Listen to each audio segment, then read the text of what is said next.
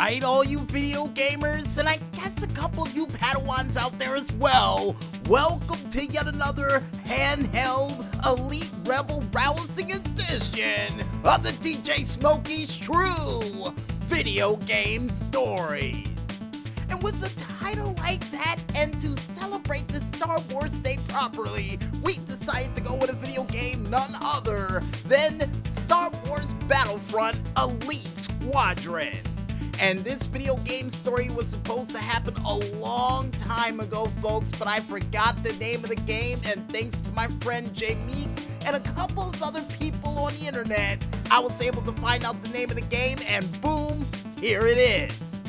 So I guess with that said, folks, I think it's time for us to gear up, make our way to space or land to try to take on the rebel forces or the Sith Empire in the best way we know how, as we get ready to paint the picture. Alright, this video game story began approximately 9 years ago when I first got my hands on this game after seeing a commercial where they said that you can not only battle on land but in space at the same time. And this was fresh off the heels of me dominating alongside with my sister in the PS2 version of the game known as Star Wars Battlefront 2, and I was dominant with Cool Hand Luke, giving people the business and making the Empire shake in their boots, and I said I needed a new challenge. I needed a new way to take people out, and when I finally got my hands on this game, I was not disappointed. And after I beat the story mode campaign and even did conquest mode and was able to dominate it like nobody's business, I went to instant action mode to truly test how strong the Empire's forces really were in this game.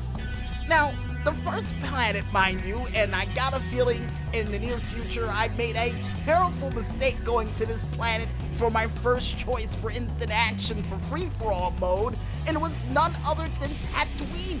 I said, hey, it's a small planet, it's simple, not much is gonna happen here, but what I didn't know is that not only this game had a credit system for points that you could actually use to get bigger and badder weapons, but also that the enemy forces on Tatooine could get more money than I could.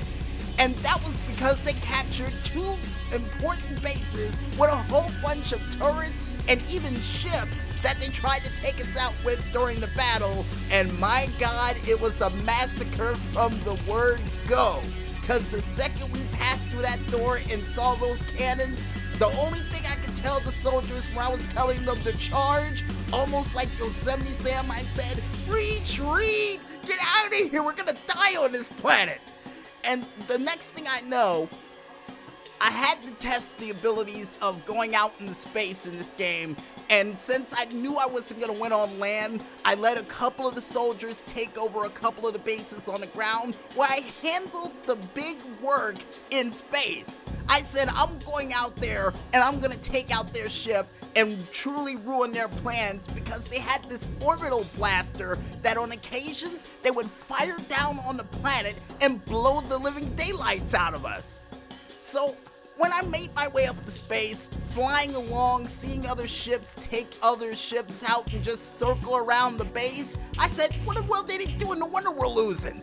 So I disabled the shields of that giant oversized ship they had in space, flew right in almost the same way I used to do in Star Wars Battlefront, and I said, yep, I'm gonna take out their shields, I'm gonna take out everything from the inside out and see how they fly the ship now.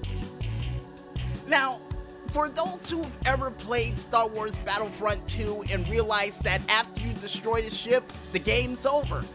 You don't have to play anymore, it's an instantaneous victory. But in this game, once you destroyed the ship, that was half the battle. And nobody told me about that when I was playing the game. Because when I went inside the ship, started blowing up all their defenses, and then decided to take out their weaponry, everything that they had, and made my way to the core and put at least 3 bombs on it, said sayonara, and when it exploded, they said evacuation, emergency evacuation, you have 30 seconds to leave the ship. I was like, wait, what?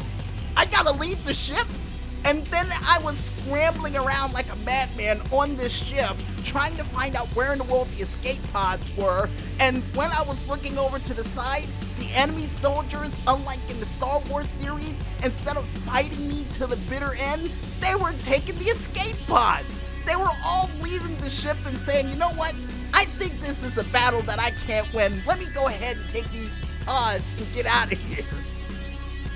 And I would end up taking the last escape pod with only 5 seconds left to go. And as I was zipping my way down to the planet, I would look up in the sky, and almost like that classic shot of the Death Star blowing up in Star Wars Episode 4, I would see the same neutron blast in the sky of their ship getting destroyed to pieces, and would have to deal with the ground units after the ship blew up.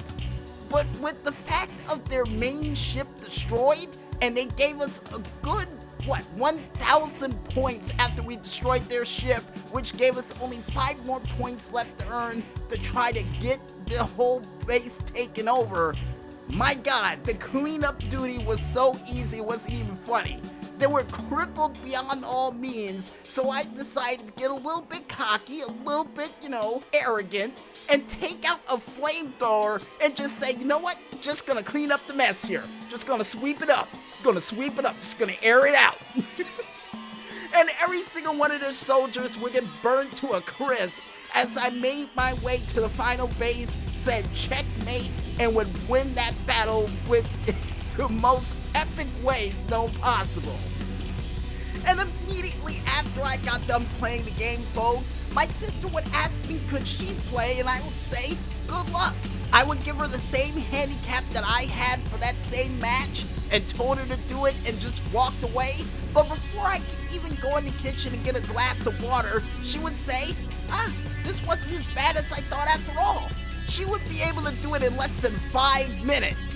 So that lets you know what my sister's skill level is compared to mine in that game.